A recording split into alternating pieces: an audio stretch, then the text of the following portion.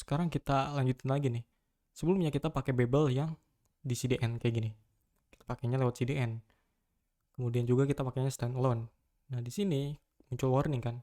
Karena memang ini nggak cocok untuk production. Kenapa? Karena dia melakukan proses compile-nya itu di dalam browser. Jadi ketika kita jalanin webnya, ketika kita buka kayak gini, dia baru melakukan proses compile-nya. Ini kita udah pahami ya sebelumnya.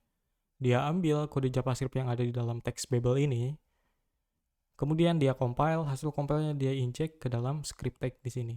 Gitu. Itu nggak cocok untuk production. Salah satunya itu karena kalau kita nulis kode JavaScript-nya banyak, otomatis proses compile itu lebih lama lagi.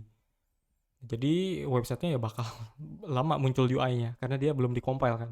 Itu salah satunya. Jadi kita perlu melakukan pre-compile kalau kita mau bikin aplikasi untuk production. Pre-compile your script for production. Pre-compile ini sederhananya memindahkan proses compile-nya ke lokal komputer. Jadi bukan di browser. Analogi yang paling dekat ya kayak kita pakai SAS ya. Kita compile dulu kode SAS-nya, hasil dari SAS-nya kan jadi CSS. Nah, hasil CSS-nya itu kita import ke HTML. Begitu juga dengan Babel. Kode JavaScript ini kita bikin satu file. Nah, file tersebut kita compile pakai Babel, hasilnya jadi JavaScript standar. Nah, kode JavaScript standar itu yang kita import pakai script tag di sini. Gitu. Nah, jadi kayak gitu ya. Kita akan bikin proses compile-nya di lokal komputer ini. Jadi dia nggak bakal di-compile di browser lagi. Jadi browser pakai hasil JavaScript yang udah standar. Kayak gitu, karena kita udah compile sebelumnya. Itu yang disebut dengan pre-compile. Sekarang kita perlu install Babel-nya. Untuk install Babel, sebenarnya dia itu butuh Node.js. Karena dia jalannya memang di Node.js. Jadi kita perlu install dulu Node.js-nya. Kalau lo belum install, silahkan install. Sesuai dengan sistem operasinya. Kalau pakai Linux bisa pakai apa ya? Pakai IPT mungkin, pakai YARM. Bukan YARM, sorry, pakai YAM maksudnya. Pakai YAM. Atau pakai semacam itu. Bisa juga pakai Brew. Atau kalau di Windows bisa pakai Exe atau pakai Coco ya. Untuk installnya lebih mudah lagi. Di sini ada dua pilihan, ada LTS sama current. Ini long term support, yang ini fitur terbaru.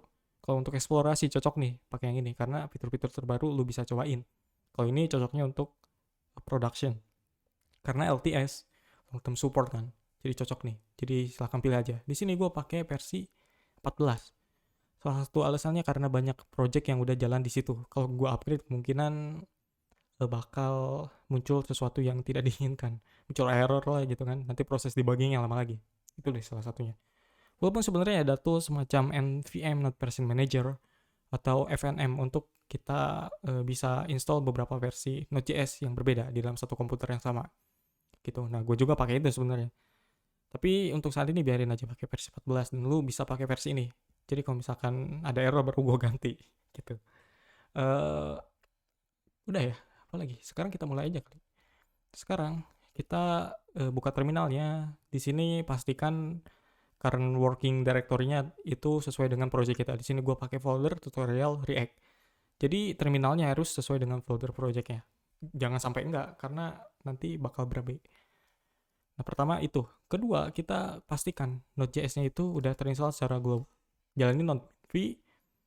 Kalau kayak gini berarti udah selesai atau udah ada nih Node.js-nya secara global. Kalau belum ya silahkan tuh cari kenapa nggak bisa. Kalau di Windows biasanya masalah yang paling klise, yaitu soal path. Jadi Node.js-nya itu atau program Node.js-nya nggak aksesibel secara global. Itu gampang banget sebenarnya, cari aja deh. Intinya harus kayak gini. Gue pakai versi 14, kemungkinan yang lu versi 16. Nah, sekarang kita pakai npm init sekarang untuk cek versi Node Package Manager ya. Di sini 812. Jadi npm ini yang akan kita gunakan untuk install library, install tool, install dependencies lainnya. Berikutnya kita install Yarn. npm install Yarn secara global. Jadi Yarn ini sama-sama package manager seperti npm. Jadi nggak usah dipusingin ya. npm apa, Yarn apa. npm itu untuk install package, untuk install library, untuk install tool, segala macam dependencies. Yarn juga sama, jadi sama-sama package manager. Ya masalahnya ini soal klise sebenarnya, kayak misalkan ada kurangnya ada lebihnya. Kalau di Yarn ini progress bar-nya lebih bagus, kemudian juga dia katanya lebih aman segala macam. Jadi sama-sama package manager, jadi nggak usah dipusingin. Dan kita akan pakai Yarn aja karena gue udah biasa pakai Yarn. Jadi boleh pakai npm, boleh pakai yarn. Supaya sama lu juga pakai yarn aja. Makanya install dulu. Di sini yarn yang gua pakai ini versi 1.22. Ini dia. Jadi npm dan yarn ini sama-sama package manager. Silahkan mau pakai yang mana aja. Tapi gua saranin pakai yang ini untuk saat ini. Sekarang kita udah punya semuanya ya.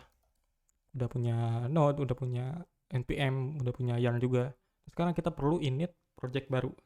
Jadi untuk mulai pakai package manager, pertama kita perlu init dulu folder project tersebut dengan package managernya. Bisa pakai npm atau yarn. Kita pakai yarn. Caranya itu yarn init pakai min y. Boleh pakai, boleh enggak, boleh pakai. Maksudnya gitu. Kita pakai min y aja supaya cepat. Nih kayak gini. Jadi untuk ketika kita jalanin perintah yarn init ini, dia bakal bikin satu file namanya package.json. Dimana kita bisa lihat di sini. Dia bakal ngegenerate satu file package.json ini. Jadi ini informasi soal project kita. Ada name, version, main, license, dan lain sebagainya nanti. Untuk saat ini cuma ada 4 ini aja. Nanti juga ada list dependencies-nya kayak Babel. Kalau kita install nanti ada listnya di sini. Ada yang lain juga. Pokoknya banyak nanti. Tapi untuk sekarang informasinya kayak gini aja.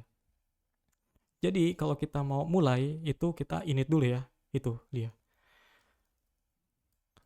Di sini juga kita lihat kenapa pakai min y, karena kalau nggak pakai flag ini dia bakal banyak nanya tuh ngeluarin prompt. Dia nanya name-nya apa, versionnya berapa, license-nya apa, description bla bla bla, itu lama banget. Jadi kalau kita kasih flag min y, dia otomatis bakal ngejawabin semua dengan jawaban yes.